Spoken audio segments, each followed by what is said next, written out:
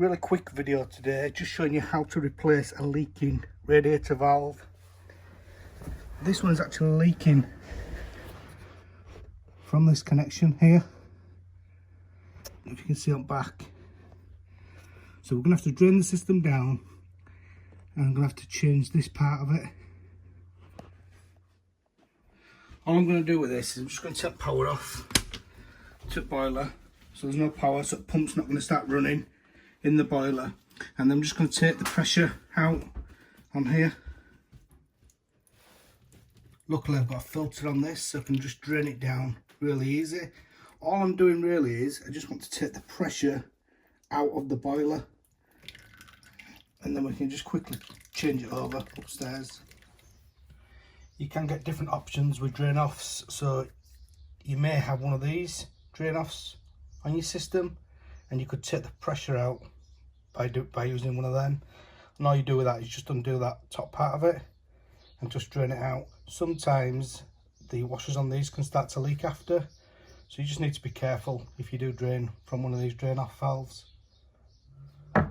And sometimes the radiator itself will have a drain off valve on it, so sometimes you can drain the central heating system from the actual radiator, so it'll depend on what valve you've got.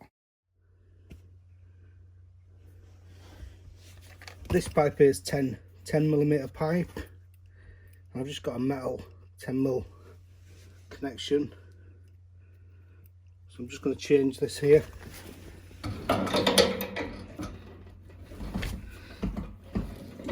So as I say, I've drained the boiler down, so I've just taken the pressure out of the boiler.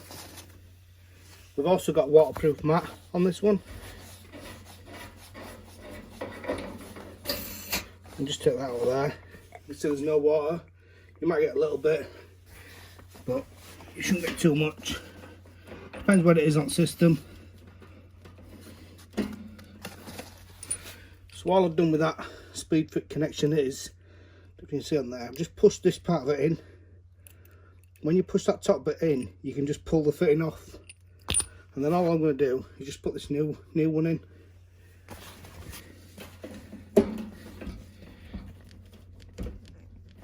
Just making sure that it's gone fully on, and then what we'll do, we'll have a little look at if we can take it apart. I'll have a look at that as well, but we'll see. So we've put us nut on first, and then we've got us olive that we're going to put on, and just connect that in, push that up as high as we can, and then just nip that back up until it's tight, and that should be it. That should be fixed. I'll just go top the boiler back up. You can see there we're just over 1, so we've pressurised the boiler up, and now we're just going to go bleed the radiators upstairs, and then we'll come back down and then we'll repressurise the boiler again. So the boiler's topped up to just over 1 bar now. As you can see, there's no mess at all on the mat, which is a nice little mat that.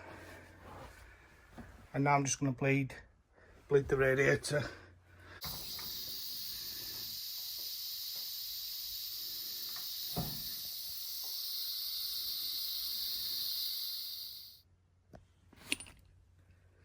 This has been nipped up a few times, but once these start to leak, it's hard to get them to seal again. They seem to cut into plastic on it. The brass ones are a lot better. We've repressurised all the heating system now, and we don't have any leaks on this radiator valve. What I'll do now, I'll show you on a different valve. We'll replace the full valve, so you can see what it's like when you replace the full valve on it. If you've got any questions, please put your comments below, and as always, if you can put a thumbs up, I'll really appreciate that. So on the next radiator here, we're going to change the full valve. So first of all, I'm going to close the lock shield on this one, because what I'm trying to do is I'm trying to airlock the radiator, so you get less of the gurgling And then all we're going to do then is just take the head off on the TRV. And this TRV is not working anymore, so that's the reason why this one's been changed. So all we're going to do then is I'm just going to stuff some, on this one we're just going to stuff some blue roll down, just to show you the difference. This is slightly lower on the system, so there's a little bit more water will come out on this one. All we're doing on this, we've done the same procedure downstairs. We've taken as much pressure out of the system as we can, and then we just cracked the nuts on it, and we're just going to replace it with a new valve, new head. So just take the bottom nut off, and then take the nut off that's connected onto the radiator.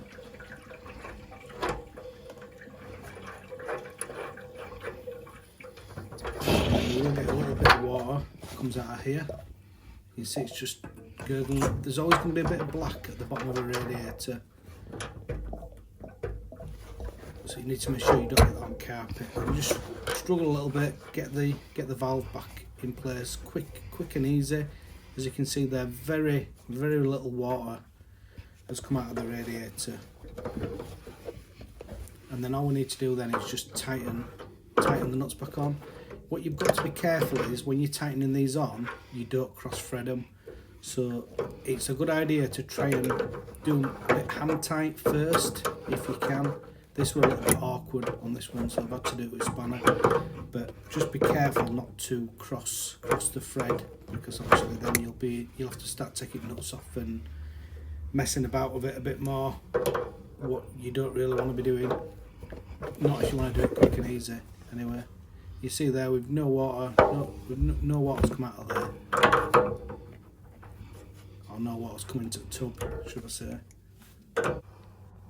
And this option is just showing you if you haven't got any fancy mats to protect your carpets, you can always just use a bit of, well, I've got blue roll on this one. As you can see, there's not that much water. You can use kitchen roll. If you wanted, you might need quite a lot of kitchen roll, but the underlay on this is bone dry, so there's no water on here at all. So it's just another option. It's just another option to be able to do it. And then all we're going to do then is we're just going to open the lock shield valve, and then once we've opened the lock shield valve, we can then go back down to the boiler. We can repressurise the boiler, and then once we've repressurised the boiler, we can just bleed the radiators and get the air out of the radiators again.